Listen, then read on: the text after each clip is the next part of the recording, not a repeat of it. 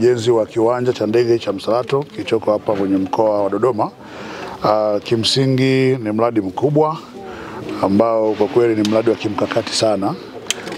Kwenye mradi huu kuna miradi miwili ndani ya mradi mmoja, mradi wa ujenzi wa majengo kwa maana ya jengo la abiria na majengo mengine kama jengo la kuongozea ndege ambao una zaidi ya thamani zaidi ya bilioni 190, na utekelezaji wake umefikia 51% mpaka sasa hivi tumeshuhudia.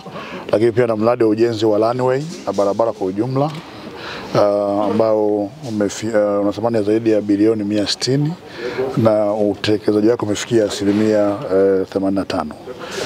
Kama kamati tumeshuhudia, wanasema kuona ni kuamini. Maana makaratasi peke yake hayatoshi kutufanya tusadiki yale ambayo tunaambiwa.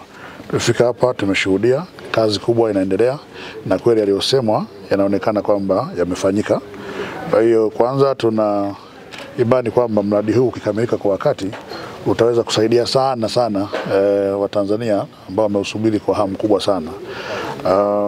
Hivyo kwanza tunachukua nafasi kwa niaba ya kamati kusema kwamba kamati kwa kweli imeshuhudia na imeona na imeridhishwa na namna ambavyo kazi inaendelea, kwa sababu wakandarasi wako ndani ya muda ambao umepangwa kwa mujibu wa mikataba na kwa ubora wa ujenzi unaonekana vizuri sana. Kwa hiyo nipongeze serikali chini ya Mheshimiwa Rais Dr. Samia Suluhu Hassan kwa kuendeleza mradi huu au kutekeleza mradi huu ambao ni mradi wa kimkakati na Watanzania wameusubiri kwa muda mrefu. Kizingatia Dodoma hapa ndio makao makuu ya nchi. Kwa hiyo tunaamini kwamba hii itaongeza miruko mingi sana ya mikoani kuja hapa na hatimaye watu kutoka hapa kwenda nje ya nchi, na hivyo kusisimua uchumi wa Dodoma lakini na Tanzania kwa ujumla. Lakini pia wizara yenyewe kwa usimamizi wa karibu tunajua unatekelezwa na wakala wa barabara TANROADS ambaye iko chini ya Wizara ya Ujenzi.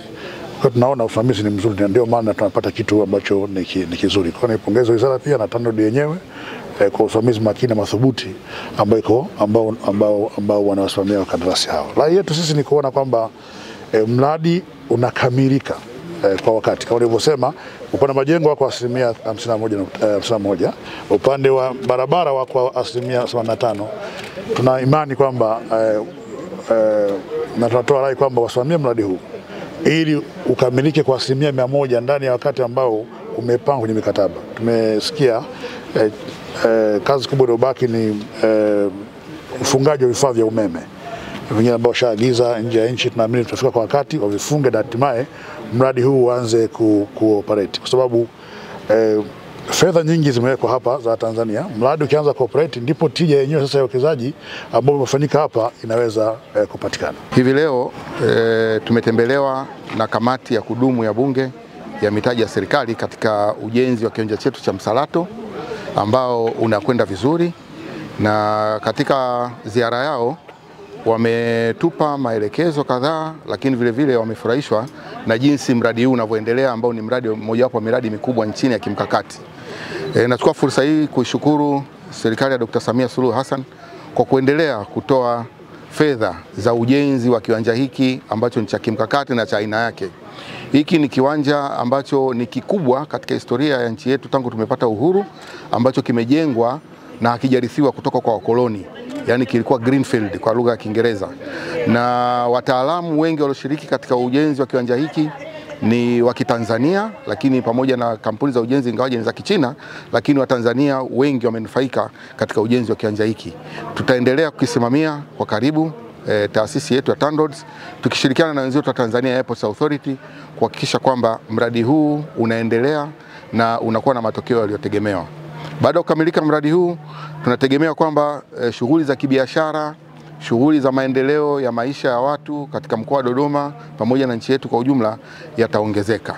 Na tuko tayari sisi kama taasisi ya TANROADS kuendelea kutoa nguvu zetu, lakini vile vile utaalamu ambao tumepewa ili kuweza kusimamia mradi huu na miradi mingine ya viwanja vya ndege kwa kushirikiana na wadau wetu mbalimbali ili kuhakikisha kwamba maendeleo ya nchi yetu yanafikiwa kwa vile ambavyo wananchi wanategemea.